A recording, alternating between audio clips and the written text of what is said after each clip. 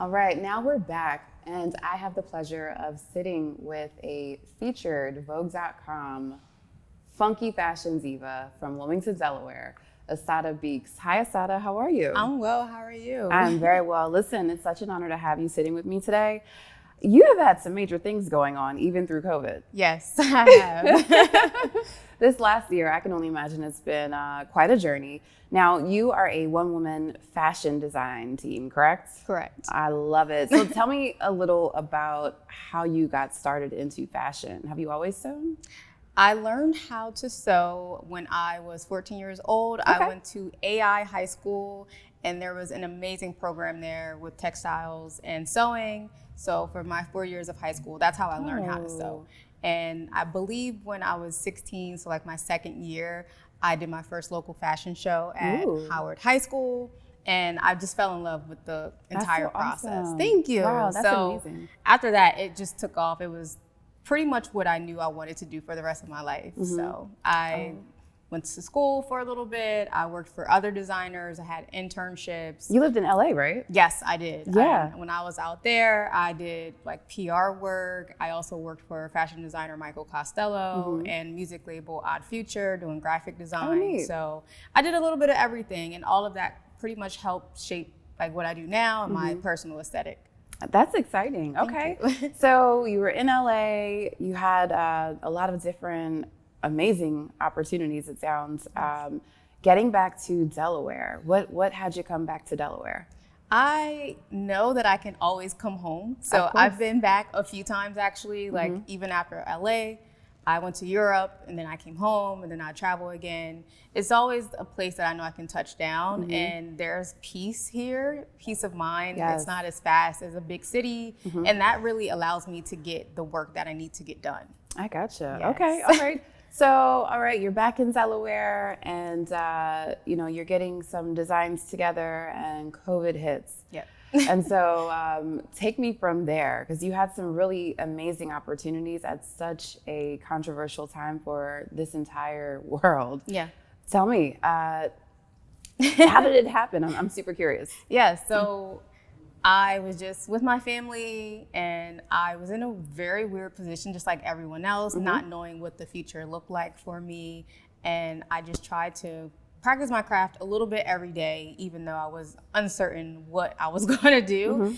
And an editor at Vogue ended up purchasing one of my handbags that I made. Yes. And that is pretty much where things just took off. I was featured as one of 55 Black designers to support on Vogue.com. Shortly after that, I received a grant from music artist Halsey. Oh, yes. And that was super helpful to just like get things in place. And I got my own studio space after that. And the recognition from Vogue and the funding from Halsey, it all just helped like jumpstart this new stage of my career. That's exciting. So let me ask you, how did you hear about the grant opportunity with Halsey?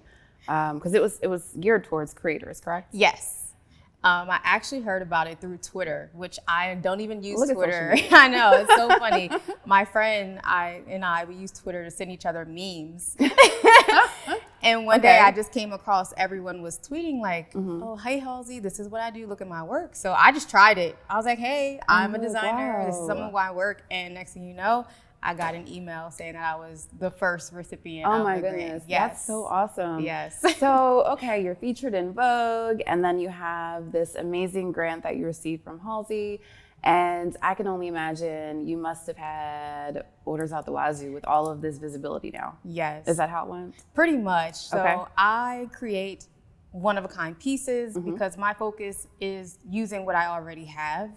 I love using dead stock and vintage materials. Okay. I try to use whatever is in my studio before I buy something else, and that's also That's really how, responsible. Yeah, I think that we all should approach design in that Agreed. way, and just our lifestyles is definitely a part of my overall lifestyle choices. And all my work on my website was just selling out so quickly, and it was Wow. hard to keep up. Yeah, I bet. And it's just you. It's just me doing like all the cutting, the sourcing, the pattern making, and the sewing, and the Wow. packaging. Oh my gosh. So wait, have you ever thought about maybe going through manufacturing or like selling so that way you could have, you know, a little more time for yourself and not be producing it all? Or? I think that this last year has helped me realize I can't do everything by myself. Okay.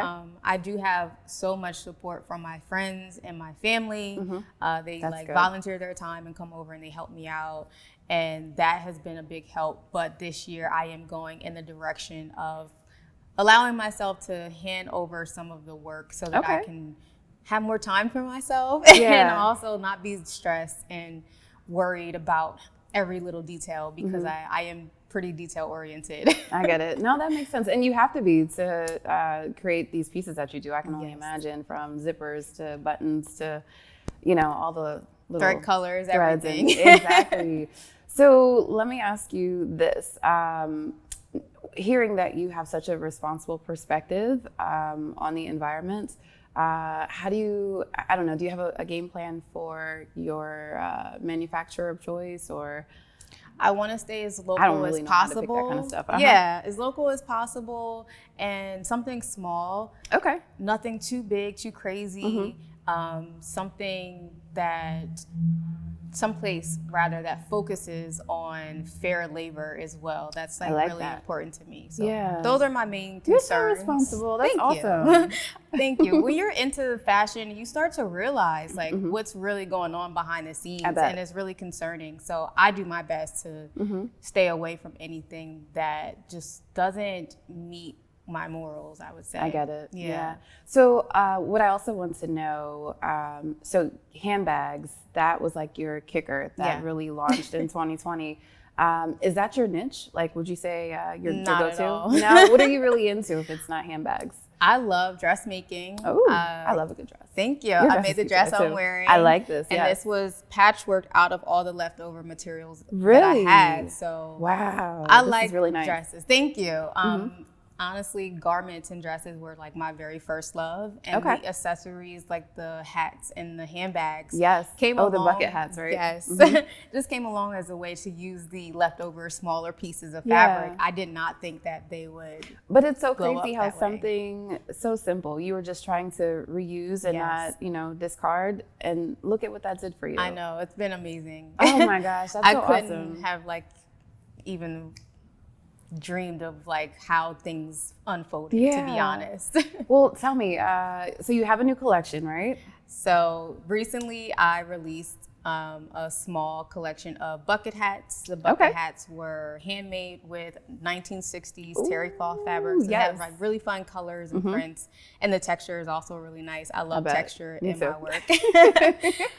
So right now I am working on more bags because that is so popular, but I am taking some time to do like a personal collection of clothing to maybe have ready by like end of this year, early next year. But that takes a lot more planning and time than bags and other accessories. I bet. Where do you get your inspiration from? Everywhere. I love being in nature.